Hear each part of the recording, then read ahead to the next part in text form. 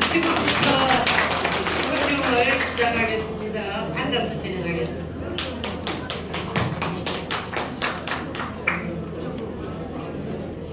자, 주목해 주십시오. 네. 스마트폰은 물론 온라인 동영상 서비스까지 각종 볼거리가 차고 넘치는 시대입니다. 이런 환경 속에서 우리나라 성인 10명 중에 6명은 지난 1년 동안에 조금 조용히 해주시고 들어주시기 바랍니다. 죄송합니다. 책을 단 한 권도 읽지 않은 것으로 KBS 방송국에서 뉴스로 소개했습니다. 그러나 하나의 희망은 아직까지 학생들의 독서율은 개선된 것으로 나타났습니다. 실망할 필요는 없겠지요. 그러나 성인들의 독서율이 또다시 최저치를 기록을 했다는 소식입니다.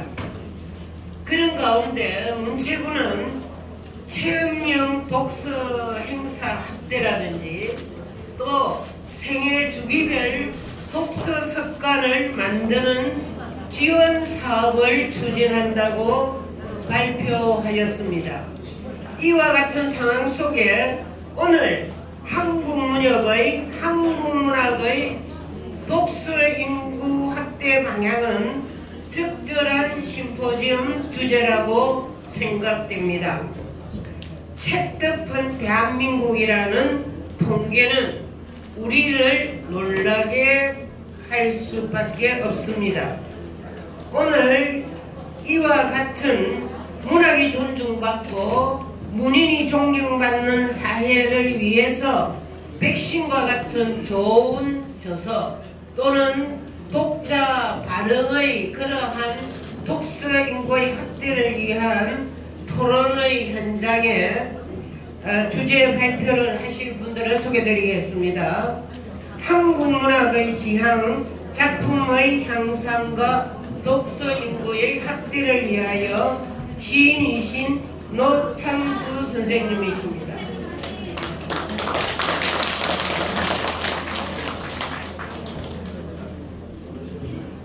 다음은 한국문학을 대학 입시 문제에서 해방시키자 소설가 김성달 선생님의 주제 발표가 있겠습니다. 그리고 권남희 수필가의 한국문학의 독서 인구 확대 방향 모색입니다.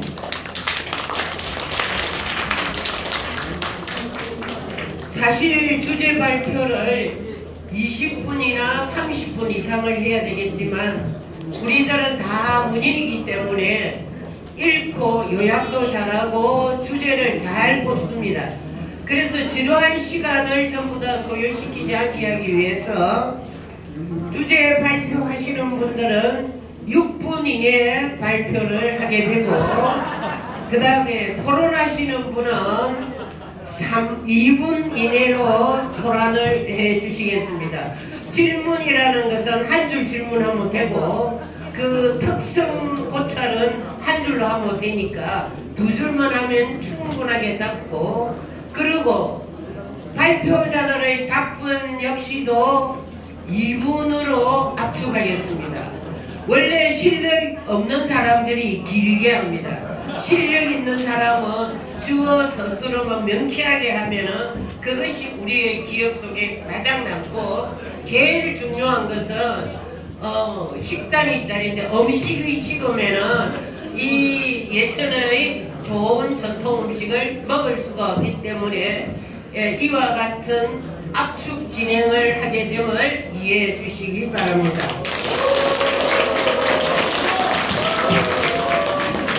그러면 제일 먼저 한국 문학의 지향, 작품의 향상과 독서 인구의 확대를 위하여 노창수 시인님의 발표가 있겠습니다. 네, 부의사장 노창수입니다. 그 주제 유인물 보시면은 아시겠습니다만은 주제 밑에다가 그 제가 이야기하고자 하는 핵심어를 써놨습니다. 읽는 실무의 책에서 듣는 책, 보는 책, 플랫폼 책, 자기 출판의 책으로 앞으로 변화된다.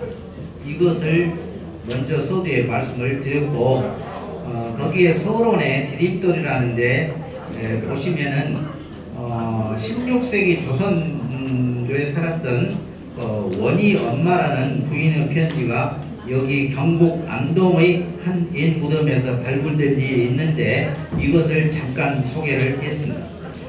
그리고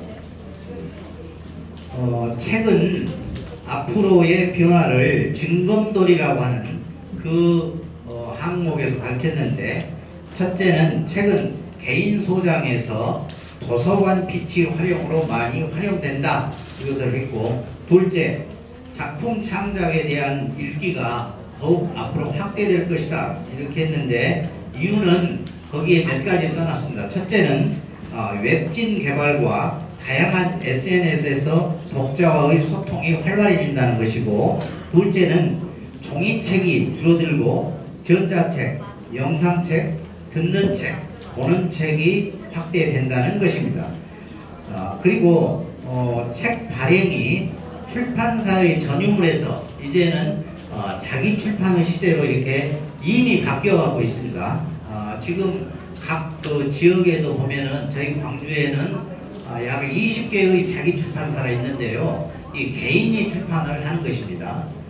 이런 식으로 발전된다는 것이고, 네 번째는 공모 참여를 통해서 자신의 책 발간은 물론 높은 고려를 받는다. 지금 문학에 관한 여러가지 작품 공모가 한 200여 건이 넘습니다. 각종 문학상을 제외한 나머지 공모가요. 이런데 공모하면은 효과를 과양할 것이다. 이런 것을 방향으로 제시를 해놨습니다. 그리고 그것이 이제 마지막에 보면은 작가와 독자가 나아갈 길이라는 그런 항목이 있는데요.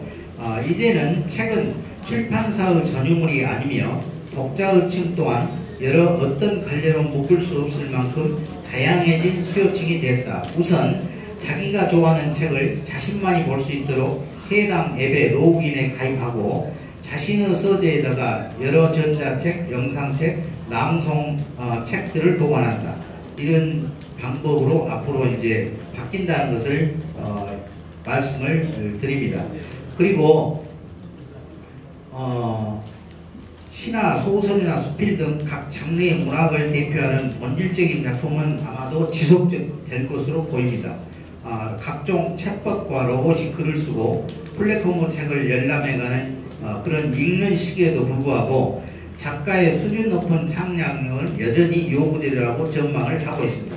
왜냐하면 완성도가 높은 창작품을 써서 독서 시장에 내놓아야만이 지적 수준이 있는 전문 독자를 사로잡을 수 있기 때문입니다.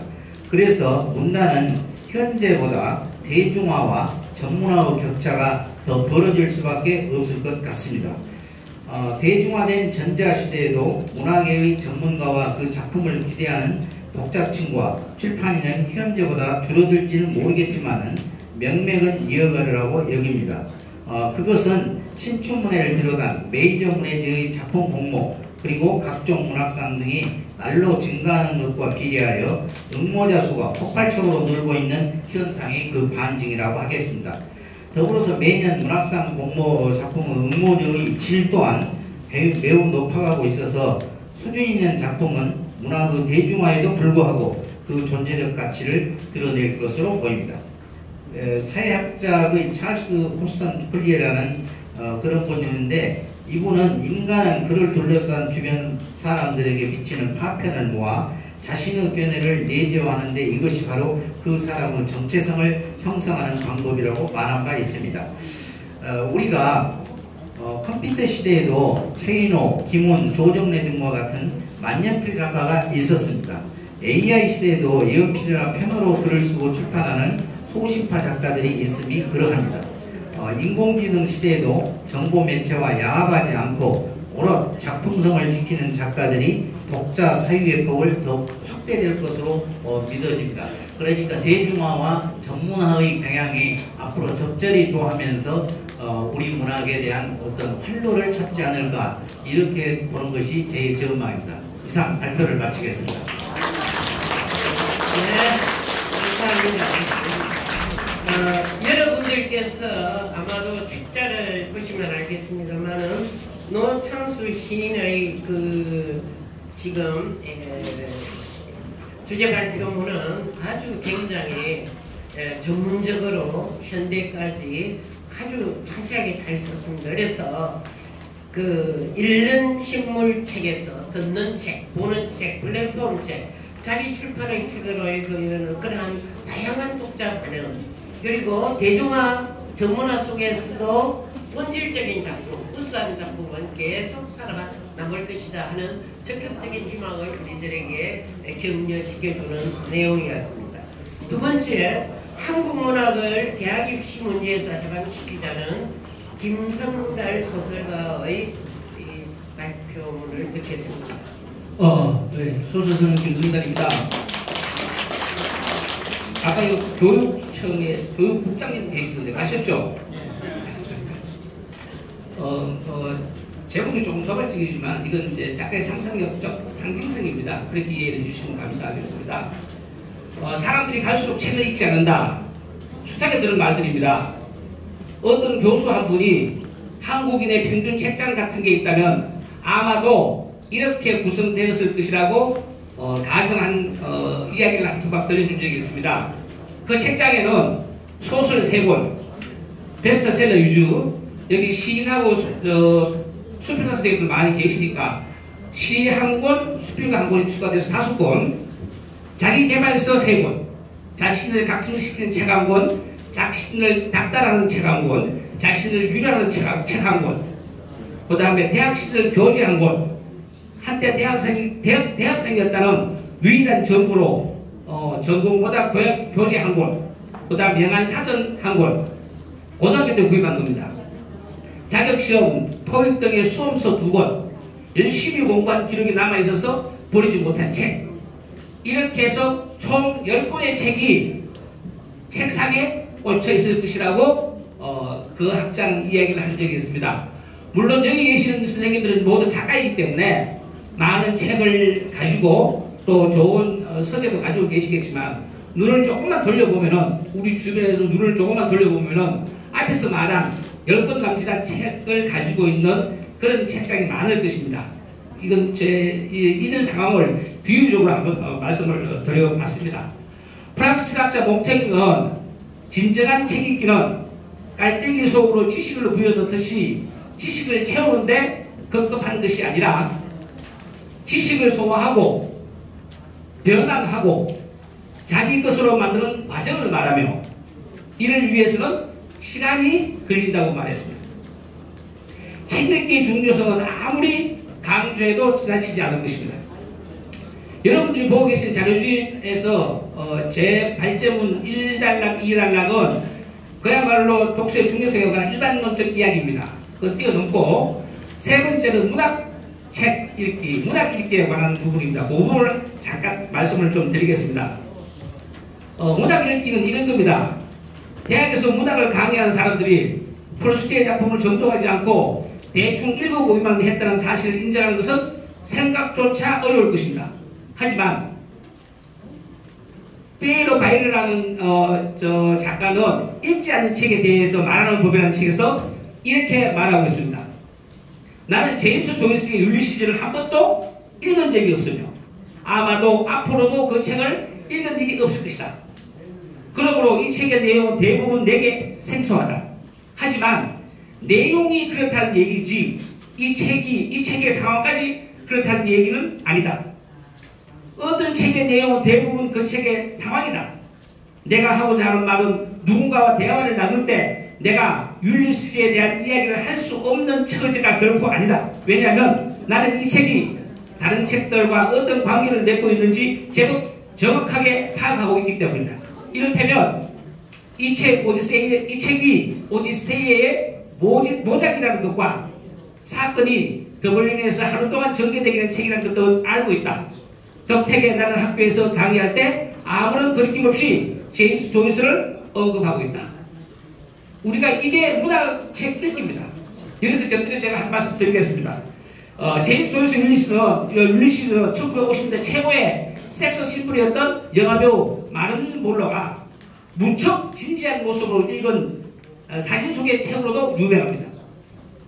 소설 율리시스는 지적인 수준이 아무리 높다 해도 웬만큼 책을 읽은 독서 중독자들도 읽어내기 어려운 작품으로 유명합니다. 마릴린 몰로가 율리시스를 읽는다고?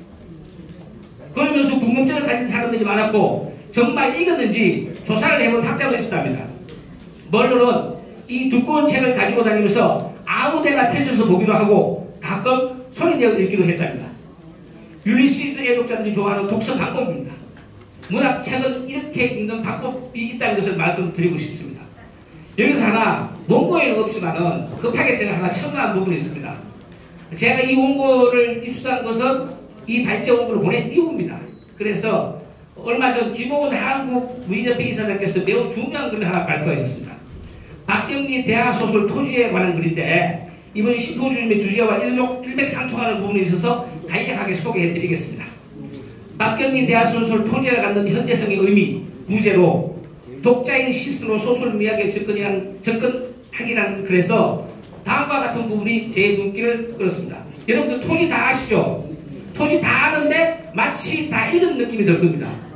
완벽한 부분은 거의 없을 겁니다. 저도 일부 정도로 읽은 것 같습니다. 예. 1969년에 이건 이제 김홍은 이사장님이 발표한 글을 제가 읽어드리겠습니다. 박경리 대하소설 토지가 갖는 현대성의 의미. 1969년 연재를 시작한 토지는 소설로선 한국 근현대사라 불릴 정도로 1897년 한가위부터 1945년 8월 15일 해방에 이르는 시기에 일어난 여러 사건을 배경으로 시공간을 넘나들며 서사로 연결하여 한국 문화에 큰 기둥을 세운 작품입니다. 지금까지 많은 학자가 역사, 민족사, 문학사 등 다양한 형태로 이 소설을 연구, 분석하였습니다. 이러한 연구 결과로 한국 문학사에서도 큰 성과를 거두었으며 작가 개인의 문학 업적을 집수하는 데도 큰 역할을 하였습니다. 자, 다음 지금부터 좀 주목해 주십시오. 하지만 이러한 연구 성과가 자칫 독자의 시선 또는 자유로운 사유에 선입견을 주거나 독서 방향 선택에 영향을 줄 수도 있다는 생각을 개인적으로 한 적이 있습니다. 인문학 연구에 대해서 부정적 입장을 갖다는 의미가 아니라 독자가 어떤 선입견도 없이 소설 읽기에 접근할 수 있는 길도 함께 연구 자료로 다루었으면 하는 아쉬움이 있다는 점을 표현했습니다. 이 부분은 우리가 깊이 고민하고 생각할 부분이라고 생각합니다. 문학 작품 앞에서 붙이는 여러 가지 연구 성과들은 그 나라의 의의가 있지만 그 연구 성과들이 자칫 문학 독자들의 길을 훼손할 수 있다. 그런 의미의 글을 쓰신 것 같습니다. 제가 이제 간략하게 이렇게 말씀을 드렸고 마지막으로 제가 하고 싶은 말은 그겁니다. 이렇게 제가 문학에 대해서 말씀을 드린 것은 한국 문학이 대학 입시 문제에서 해방시키고 대학 입시 문제에서 자유로워져야 한국 문학을 읽는 독자가 성장하고 그 독자가 성장할 때 한국 문학의 미래가 발전한다. 저는 이렇게 생각합니다. 고맙습니다. 네, 감사합니다. 조금 길었지만은 어쨌든 김성달 소설가의 말씀은 대학 입시에서 사실은 자유롭게 문학작품이 자유롭게 되어야만 제대로 문학작품이 될 수 있다. 이건 앞으로 정책적인 문제로서 우리가 더 연구해야 될 문제라고 생각합니다. 고맙습니다. 그리고 마지막으로 주제 발표 한국문학의 독서 인구 확대 방향로서에 우리 수필문과회장에 계신 권남희 수필가의 발표를 드리겠습니다. 수필문과회장 권남희입니다. 수필관리 이사장도 가지고 있어서 우리 수필부도 같이 왔습니다. 감사합니다. 6분 47분에서 53분까지 박수를 크게 쳐주시면 1분을 드릴게요. 교봉 지난주 발표한 그 집계에 보면은 2002년 10월부터 2024년 4월까지 매월 100권 이상 판매된 도서 중에 5년 이상 그 지속된 100권의 초장 스테디셀러라고 해요. 베스트셀러보다 더 훨씬 힘이 강한 스테디셀러를 발표를 했는데요. 소설이 34권, 그다음에 인문 교양 있고 20종, 그다음에 에세이가 15종 이런 식인데 1위가 호밀과 데파스코예요. 그다음에 에세이 데미안, 3위가 이제 어린이 도서 사과와 쿵이었죠. 그래서 이런 책들은 이미 전 세계적으로 다 판매되고 있는 책들이고 나라별로 스테디셀러가 있죠. 나라별로 한 권씩만 뽑아보면 안도연의 연어가 그러니까 그 어른 동화이면서 우화라고 할 수 있는 안도현의 연어가 한 10개국 정도에 번역돼서 팔렸죠. 그래서 영국 TV에서 현대 오화 중에 톱 5로 뽑히는데 생텍쥐베리 어린 왕자하고 조지 오웰 동물농장의 견주는 평가를 안도현 연어가 받은 거죠. 그래서 돈을 혹시 벌고 싶으시면 그 황선미의 창작 동화, 마당 올라온 암탉이나 안도현의 그 어른을 위한 동화이면서 우화, 연어 정도는 쓰면은 아마 그 베스트셀러보다 오래오래 생명을 얻는 스테디셀러를 또 가지 않을까 이런 생각을 하는 거죠. 그래서 이 연어는 저도 사서 봤죠. 그 다음에 이제 올해도록 어쨌든 사랑받고 꾸준히 팔리는 책들의 속성을 한번 생각해 보시면서 최소 20년 이상 관심을 받고 선택을 받는 그런 책들. 그래서 그 다음에 이제 제가 쭉 이거를 쓰면서 심각하게 이제 지적받은 부분이 뭐냐면 알파 세대들이에요. 알파 세대는 지금 10대들인데요. 그 세대는 종이가 아니고 전부 터치나 모든 게 터치예요. 그래서 터치로 모든 거를 활동을 하고 살아가기 때문에 도둑맞은 집중력이라는 그 책에 보면은 집중력이 저희하고 틀려요. 종이책 세대하고 집중력이 다르기 때문에 그 세대들을 위한 그 글을 쓰거나 책을 만들지 않으면 이제 종이책을 중심으로 활동했던 우리 작가들은 굉장히 뭔가 다른 방향으로 가야 생명력을 얻을 수 있다는 그거를 제가 이제 보았죠. 그래서 도둑맞은 집중력에 보면은 너무 많은 영상물에 노출이 되어 있기 때문에 저희도 마찬가지인 것 같아요. 그러다 보니까 지금 KBS, MBC, SBS, JTBS 다들 영업 수익이 아니고 영업 손실이 나고 있는 거죠. 그래서 JTBC 같은 경우는 영업 손실이 한 200억 정도 이렇게 손실이 나는 거예요. 그 이유가 뭐냐? 유튜브예요. 그래서 그 책을 내거나 글쓰기를 강의를 하거나 하는 것도 이제 종이책보다 유튜브로 가야 검색에서 오르게 되고 하는 거죠. 그래서 검색 시대이고 터치 시대이기 때문에 책도 이제 그런 쪽으로 가야 되는 부분. 그래서 학교에서 지금 독서 토론 이런 활동을 많이 이제 권장하는데 학생들이 읽고 싶은 책을 고르는 게 아니고 읽고 싶지 않은 책인데 필독서로 해서 500권 정도 이렇게 출판사하고 같이 들어가기 때문에 그 학생들이 어른이 되면 책을 읽지 않는 거죠. 그래서 그 학생들을 위한 그 터치 스크린 책들, 그런 책들이 많이 나와야 되고, 오디오북, 그래서 우리 저작권 송재학 부장님도 오셨는데 오디오북이라든지 전자책 이쪽으로 많이 가야 검색, 터치 쪽 듣는 거 이렇게 독서가 활동이 이제 가야 된다는 생각이죠. 그래서 제가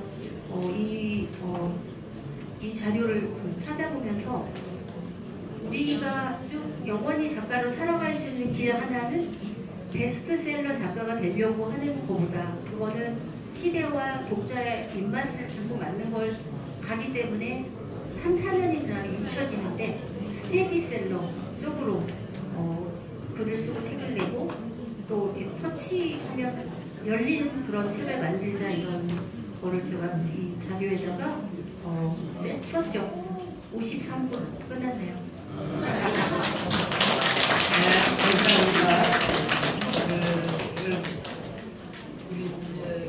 정남희 씨가 발표한 것처럼 베스트셀러보다는 스테디셀러가 돼야 되고 터치와 스크린으로 자란 알파 세대를 위한 그런 어떤 책 또는 독서는 패션이라고 여기 썼습니다.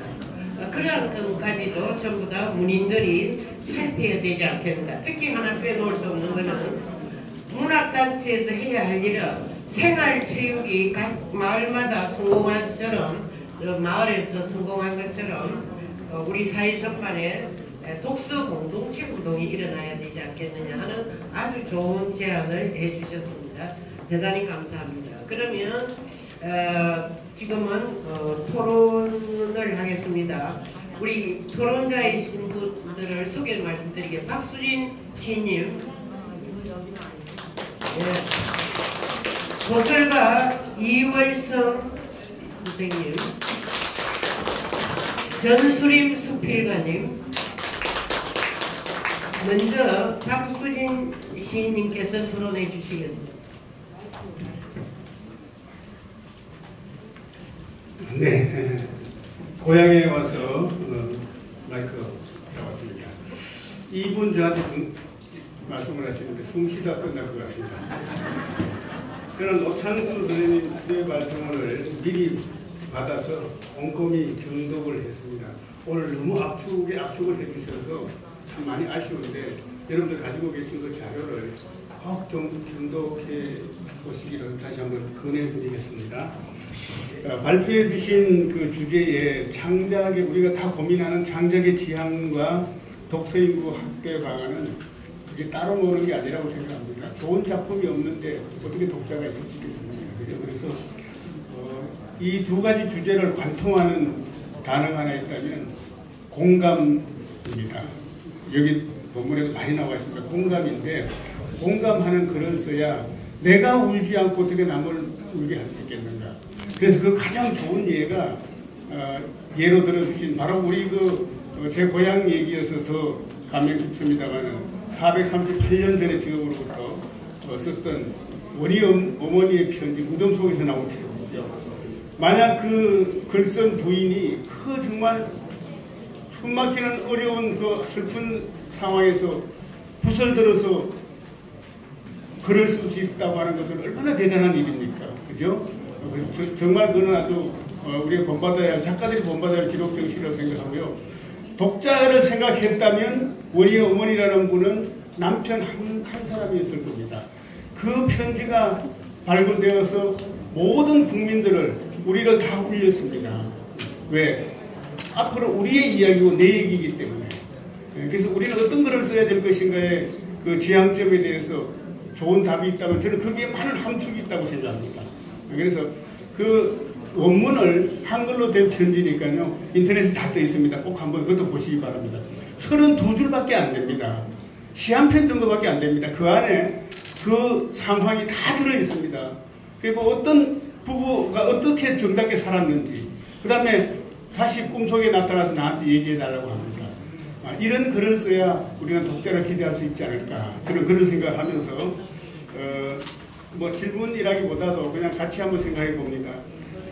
얼마 전에 우리 황석영 작가가요, 부커상 좀 실패하고 돌아왔을 때 유명 일간지 문학 기자가 우리에게 던진 얘기를 같이 한번 공유해 봅니다. 인구 대비 문예 창작과가 가장 많은 나라가 대한민국이라고 했다. 하지만 그 많은 졸업생이 급변하는 현대를 입체적으로 경험하는지는 의문이다.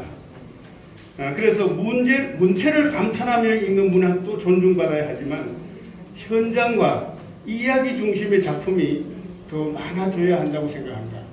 다시 말하면 우리 어머니의 편지 같은 그런 거를 우리가 써야 되지 않는가 하는 말씀을 드립니다. 그리고 그 독자 확보에 대해서 그 내용 중에서는 지금은 정말 급변하는 세상이 돼가지고요. 특히 연세가 드신 우리 그 작가분들 저를 포함해서 따라갈 수가 없습니다. 그래서 요즘 보면 자기가 독자를 찾아가는 그런 지금 다 하고 계시잖아요. 근데 거기에 저는 부작용이 너무 많다고 생각합니다. 자기 사진이 있는 거를 뭐 쉽게 말하면 뭐 단톡방에서부터 소셜미디어를 통해서 계속 전파하는데 그 전파하는 거 좀 자제했으면 좋다고 생각합니다. 남들이 해줬으면 좋겠다는 생각을 합니다. 이상입니다. 네, 감사합니다. 어떤 문학작품은 공감이어야 안 되나, 그래서 독서 인구가 확대될 것이다 하는데 아주 공감하고 그 말씀해 주셨습니다. 그럼 소설가 유월성. 네, 지리자 소설가 이월성입니다.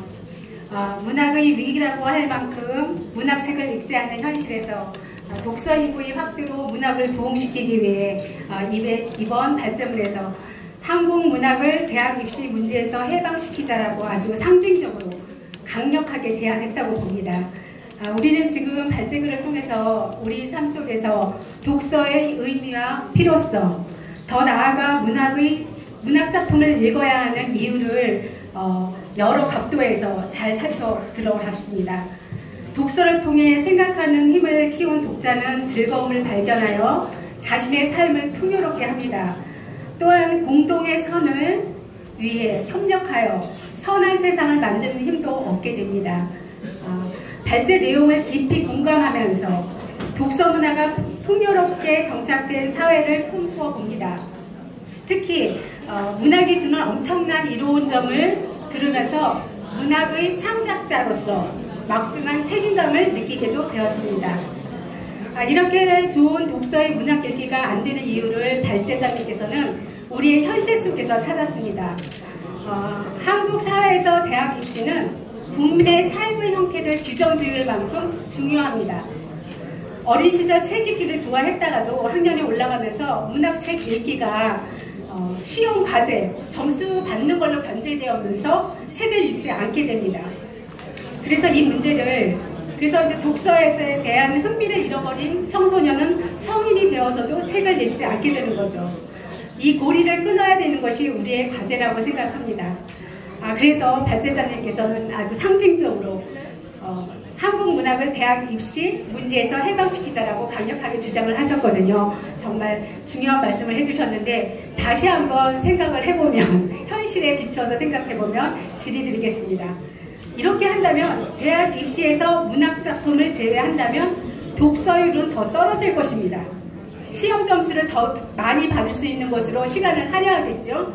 자, 그렇다면 이거는 현실과 이상과 괴리가 이제 심해지는 건데, 시험 점수와 결부시키지 않아도 책을 읽을 수 있게 할 수 있는 방법이 무엇인지 엄청나게 어려운 문제이긴 하지만 발제자님께 질의해드립니다. 감사합니다. 네, 고맙습니다. 토론자들의 질문에 대한 답변은 다 끝나고 나서 마지막에 한꺼번에 전부 다 답변 드리도록 하겠습니다. 자, 그리고 마지막으로 전수리 수필가의 토론이겠습니다. 네, 안녕하세요. 오늘 질의자 수필가 전수림입니다. 저는 좀 그냥 가볍게 가겠습니다. 어차피 시간도 제가 하고 싶은 말 다 못할 거고 빼곡히 적어왔는데 이게 다 물거품이 됐습니다. 가볍게 묻겠습니다. 죽기 전에 한 권을 남긴다는 각오로 범세계적 화두를 잡아 글자를 심는 일이다. 문학은 감정적 윤리관이나 낭만적 도덕관으로 인간의 정서를 풍요롭게 한다는 말에 발제자님의 그 말씀에 공감합니다. 이렇게 한 권에 대해 글자를 심은 책을 한 권에 어떻게 이 세상에 남기려면 일단은 많은 사람들한테 읽혀야 되잖아요. 베스트셀러가 되는데 쉽지는 않을 것 같아요.